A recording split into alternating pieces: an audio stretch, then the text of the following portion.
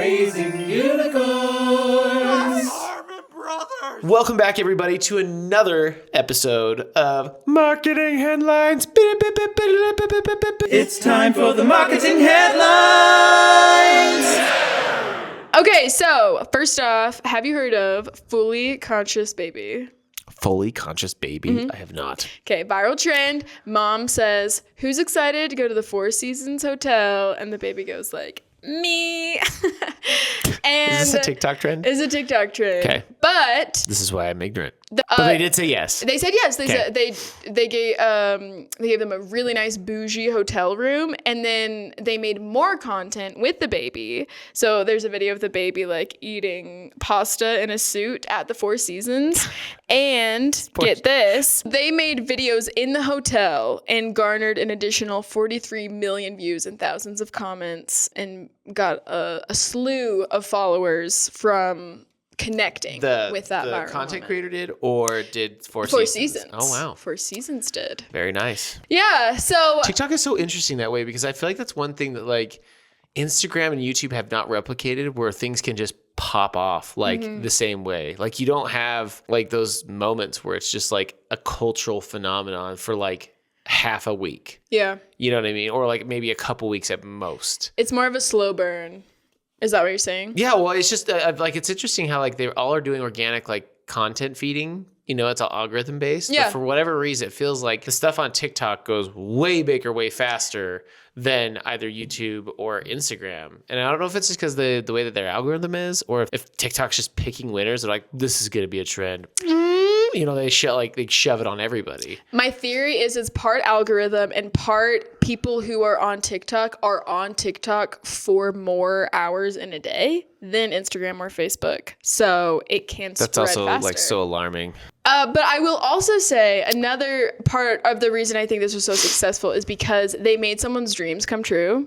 Yeah. And I think that really holds weight So with is she customers. not already going to the Four Seasons? She was going, but they upgraded her to a really bougie Aren't room. all the rooms bougie at Four Seasons? I don't know. I'm not bougie enough to go there. Same here. Never been. I can say me.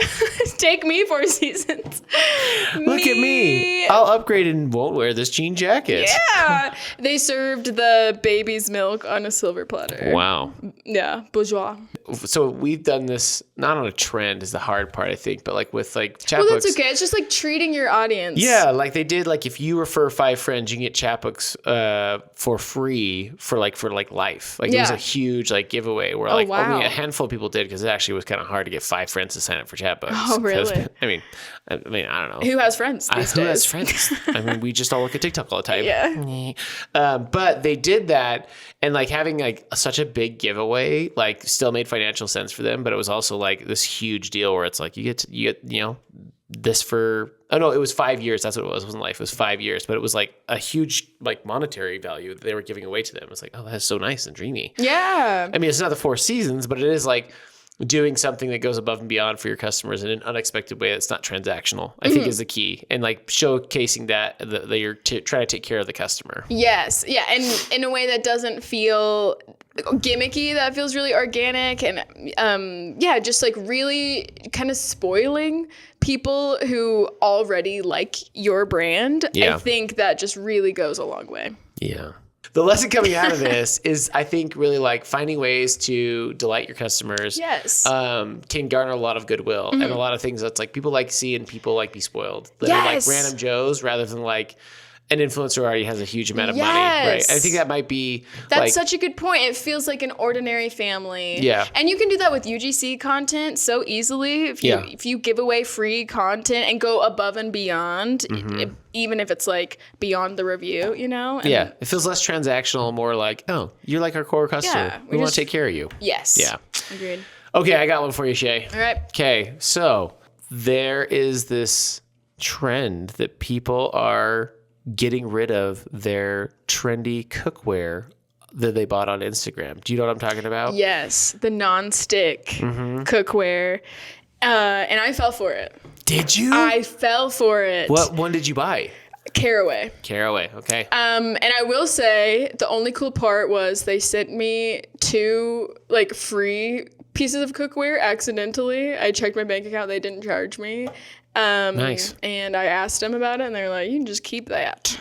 Like, yeah, doing something nice, so you liked him for that. I liked them for that. But then did the cookware hold up? Well, here's the thing. Here's why it worked so well. Because one, they looked very pretty. They're super cute.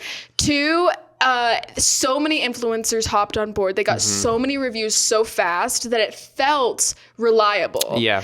And then three, it really played into like, I'm not a cook. I don't think I should invest like so much money in like a stainless steel pan. But also like, I want to make cooking easier, but maybe feel like, you know, oh, I can cook more things than I normally do. Yeah. So I think that really played into a demographic of people like me. But it's definitely not held up to the level you thought it would. That they said, right?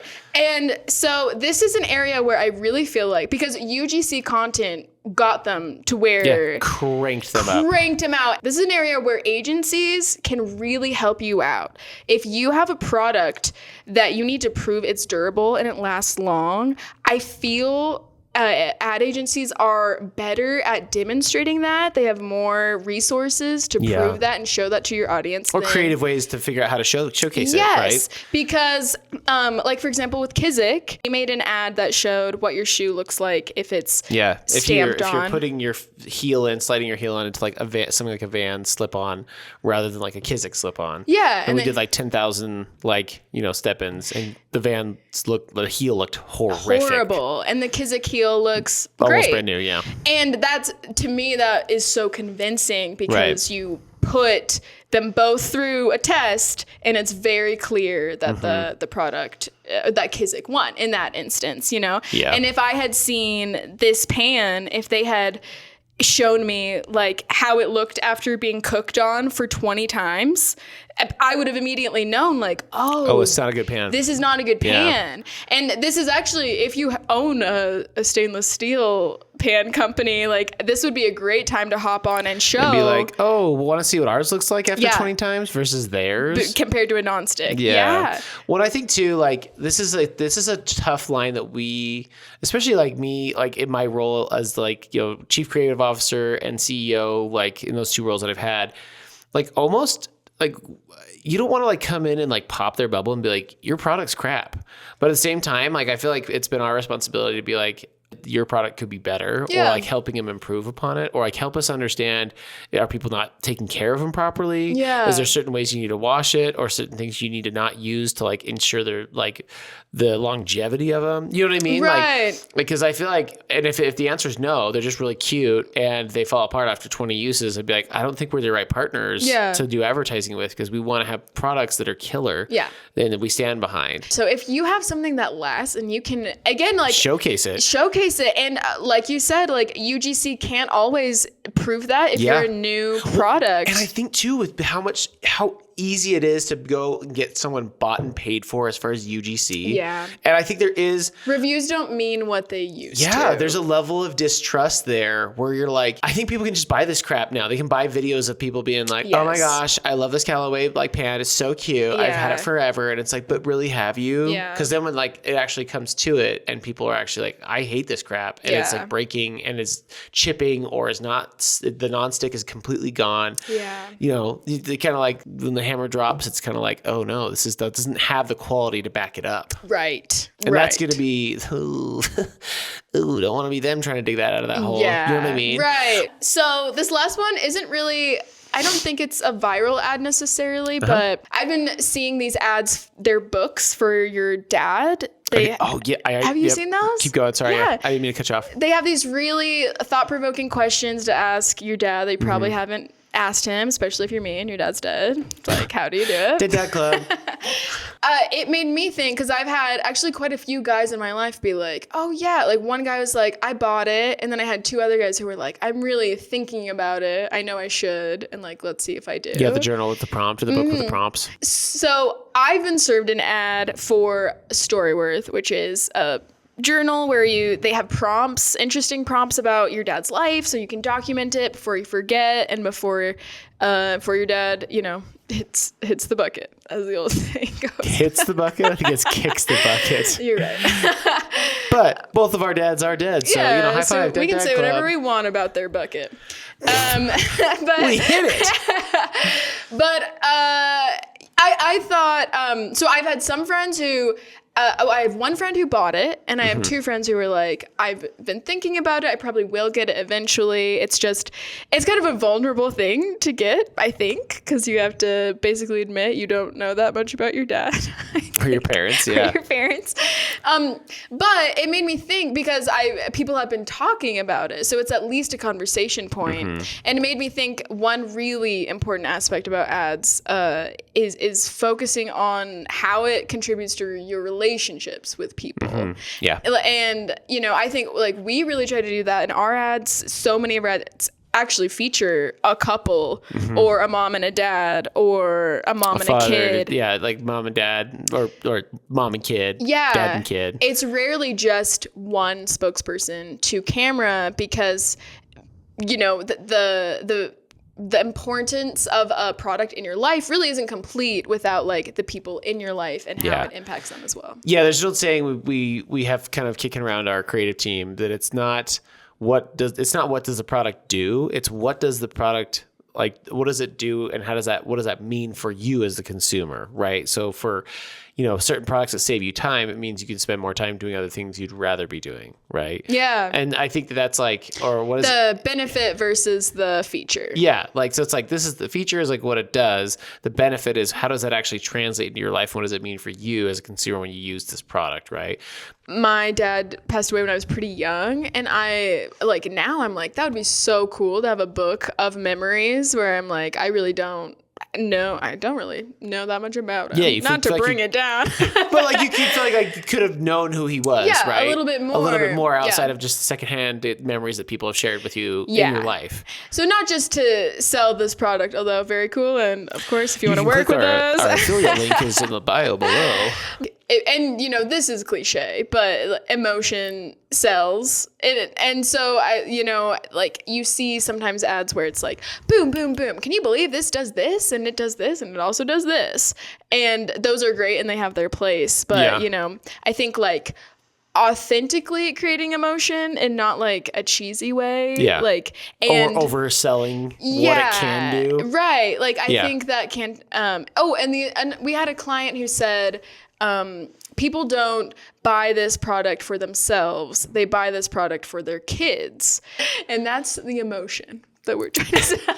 No, but it's so true. I mean, like, it's kind of like with Camp Chef. We did like the Camp Chef ad with them, right? And granted, it makes cooking, set it and forget it kind of really easy. You can make amazing smoked like meals that taste incredible, way better than like you would ever be able to do without something like, a Camp Chef, like smoker. Yeah. But it was less about the amazing food. It was more like you become like the neighborhood hero because you're making all this amazing stuff. Or you become like the super dad who is like, oh man, you're so good at like barbecuing and smoking. Like you're making incredible stuff. And it's just like, oh yeah, it is. Yeah. You know what I mean? That's who I am. And like, honestly, that's how I feel about like smoking with like a Traeger or like a Camp Chef, because I have a Camp Chef, like, Woodwind, and I make wings all the time, like for my family, because my kids will actually eat them. Yeah. They eat chicken wings. It's great. That's but awesome. you get like a 20-pound bag from Costco, and they can't eat them all that fast because that's so many wings. It's a lot of wings. So even with like all 6 of us in the family, we get anywhere close to it. Wow. And they're not as good second day or third day. So like oftentimes I'll just take a plate over to my neighbors, and they're like, That's cool. And it's like maybe like a couple bucks worth of like food, but Yeah. they're like, holy freaking crap, man, you smoked these? These are incredible. And I'm like, you don't have one, do you? They're like, no, we just got a barbecue. And I'm like, well, then I'm that good. Yeah. But it is that like emotional payoff of like, look how easy this is. Look how like you'll be the hero. Yeah. You know what I mean? It's so easy. Yeah, it's like if you tried to sell Camp Chef, it's like, look how great it is for yourself. You'll love the taste of these yummy wings. Like, that's not nearly as convincing as like you're impressing your family and neighbors at a cook-off. Yeah, tastiest food. Yeah. So I think that emotional payoff is so strong in advertising. And oftentimes, like you said, it gets overlooked as a component to tap into or to like bring it back into that emotional payoff in whatever the story or whatever you're telling in the ad. Or it's like surface level. Like you'll see those, like there'll be a car commercial where it's like the whole family can come. And then it's like you're showing the family, but you're not really encapsulating that feeling Yeah. of like a road trip. You know what I mean? Yeah. I think you know there's what a difference. car company does do that really well though? Who? Is Subaru. Mm, yeah. You remember the safety one they did?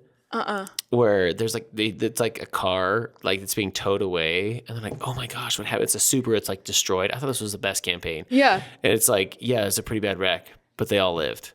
And it was like such a powerful like thing because they were showing because usually car commercials it's like the most amazing paint job that's like the top tier paint job, top trim level, shot at sunset with like on a snow banked road that like everything's perfect, you know. Yeah. And this is like a mangled, destroyed Subaru. And it was a safety play. It was a safety play. It's like like the whole family lived, which is like such a great like you know bringing it back to like everyone's worst nightmare around like, driving. yeah. Be like, oh, they have a also super what high matters. safety like rating. It's like, yeah, your car's destroyed, but it actually protected your family, which is really what it comes back to. Like, a big decision of what you buy, why you buy. The base level of a car, what you pick is like, is it safe? Yeah. I mean, that's like cool. Volvo's had their whole shtick for years about they're the safest car on the road because they have the best safety ratings, and I think that's a big decision.